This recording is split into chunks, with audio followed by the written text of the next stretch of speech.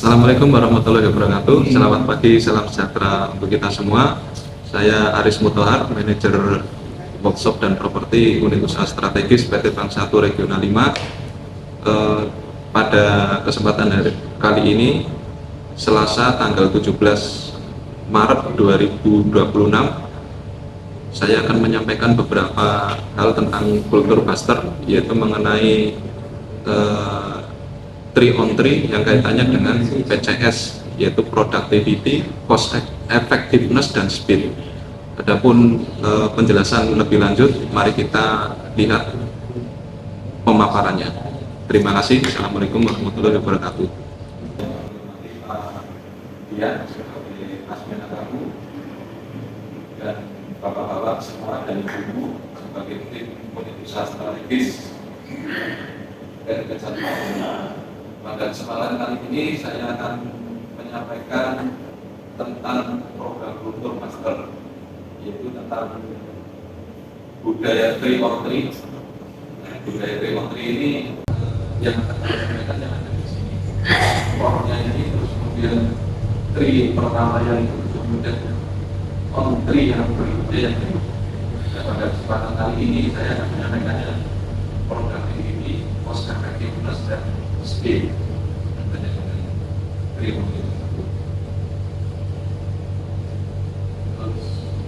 Apa yang terjadi di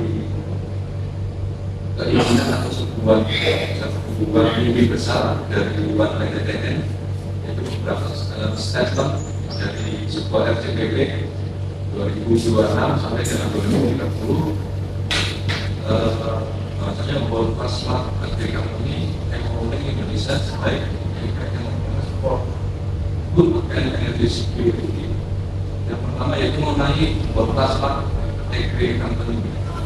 Itu kita nanti dalam program sebuah mimpi besar dari luar PTTN sebagai smart factory company. PTTN membangun agribisnis dan integrasi berbasis teknologi.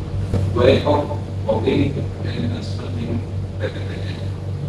Jadi jalan untuk menuju sana di PTTN, yaitu dengan PCS itu tadi. P-nya productivity, yang pertama, yang kedua cost effectiveness, yang ketiga speed. Productivity menghasilkan lebih banyak output berkualitas dari sumber daya pertama. Kemudian cost effectiveness menghasilkan output dengan biaya optimal tanpa mengorbankan kualitas.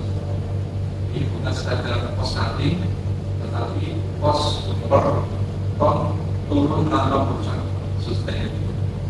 Artinya dengan mengurangi biaya, produktivitas naik dan kualitas tidak dikorbankan, dan kualitas pun harapannya tetap bisa bertahan atau naik. Untuk speed, kecepatan dalam pengambilan keputusan dan eksekusi. Speed, competitive advantage. Terus kemudian di agribisnis, keputusan lambat sama dengan rugi atau tertinggal momen untuk meraih suatu pendapatan. Hanya sebuah keputusan ini sangat penting harus cepat dan tepat.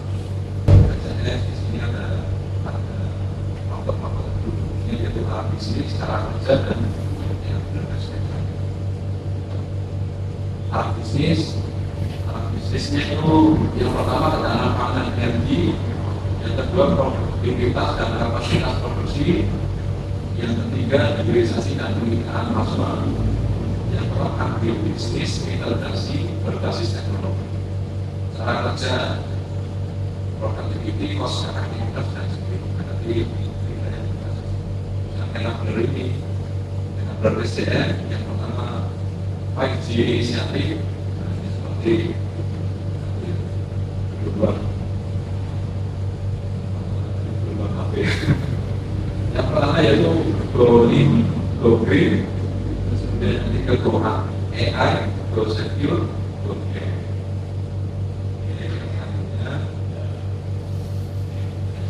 Meningkatkan produktivitas, efisiensi keuangan, dan kecepatan adaptasi perusahaan melalui kondisi inisiatif itu. Yang pertama tadi menekankan bahwa tim besar enterprise mampu secara aktif dan cepat dalam rutinitas pekerjaan harian. Ini secara responsif, aktif, dan adaptif ada di Bogri menekankan bahwa insan enterprise mampu menjadi leader atau pemimpin di bidang peneruskan dan mampu menjadi panutan dalam bidang peneruskan. Sudah ikut AI menekankan bahwa insan enterprise boleh mengimplementasikan AI dalam menyelesaikan pekerjaan sehari-hari dan menjadi panutan dalam penggunaan teknologi AI di bidang perkebunan di Indonesia. Kemudian Grossetti menekankan bahwa insan enterprise mampu mengamankan ketahanan pangan di masa depan sesuai arahan dan kebijakan perusahaan. Beliau menekankan bahwa insan enterprise mampu membawa dari grup menjadi perusahaan kelas dunia. Produk perkebunan tidak hanya masuk di pasar nasional, tapi juga mampu bersaing di pasar.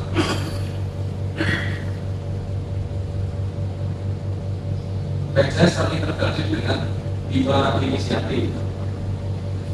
Nanti sudah inisiatif ini yang paling di sini, kemudian fokusnya masing-masing yang tadi yang paling tinggi fokusnya, yang boleh fokusnya pada efisiensi operasional. Dampak dari PCS tersebut cost turun, jadi biayanya turun. Karena selama ini yang menjadi sorotan perusahaan untuk efektif biaya, jadi di mana masih biayanya terlalu tinggi atau masih ada peluang yang masih bisa diefisienkan untuk biaya dengan tidak mengorbankan kualitas maupun kecepatan pekerjaan.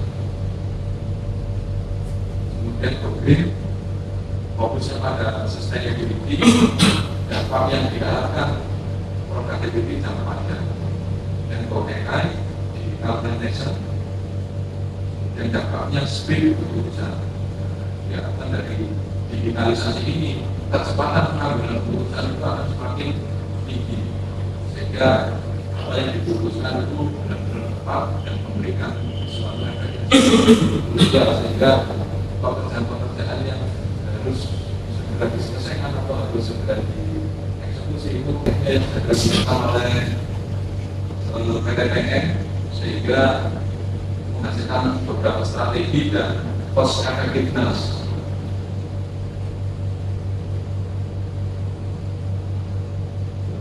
Kemudian ini yang selanjutnya persekalahan operasional kemudian berdampak pada produktivitas waktu keputusan lebih cepat. Ini pun dalam bisnis 3 ini sangat penting, sangat krusial sehingga untuk meraih pendapatan ataupun untuk meraih suatu produk yang baik ini harus ada dan dilaksanakan.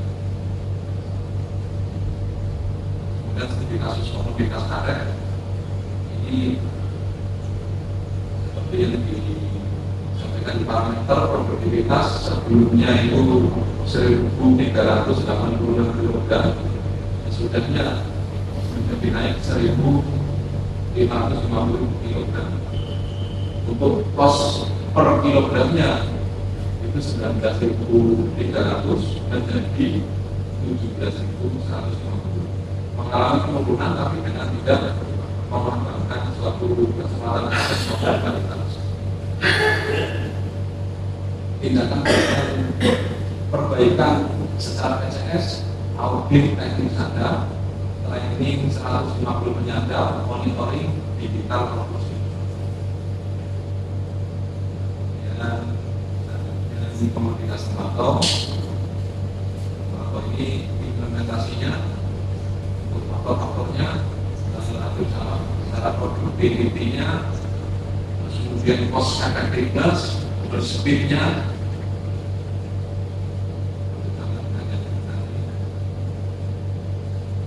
Yang berikutnya yaitu cost effectiveness dan speed.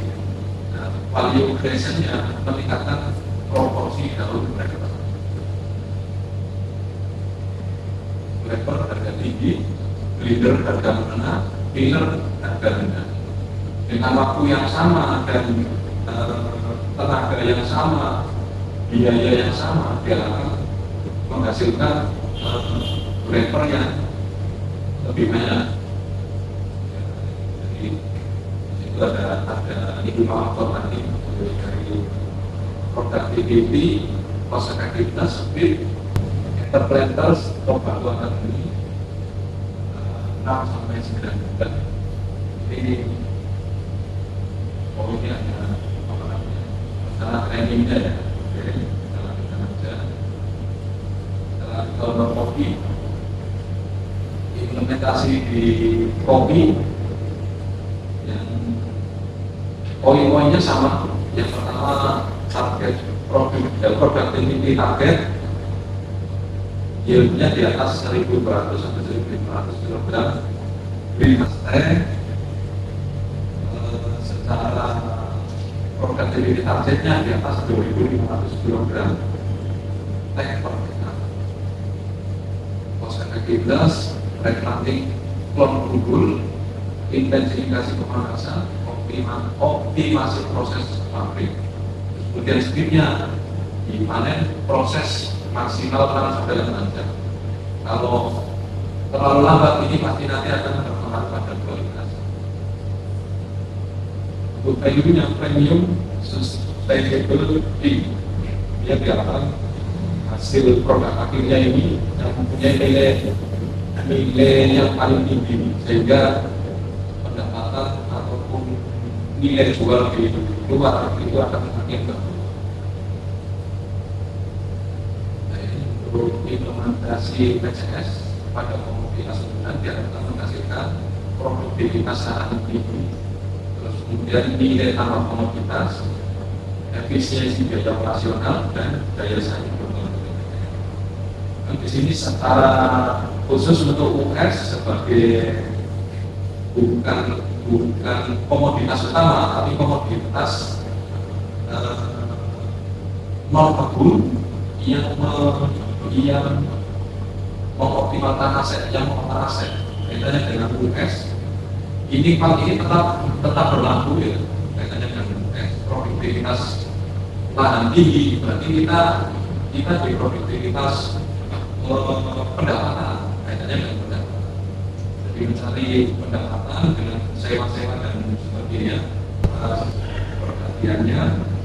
Semoga ini memberikan semangat bagi teman-teman semua yang ada di US dan target US untuk meraih pendapatan dan laba yang maksimal bisa sampai di tahun 2026 dan tahun-tahun berikutnya. Terima kasih. Assalamualaikum warahmatullahi wabarakatuh.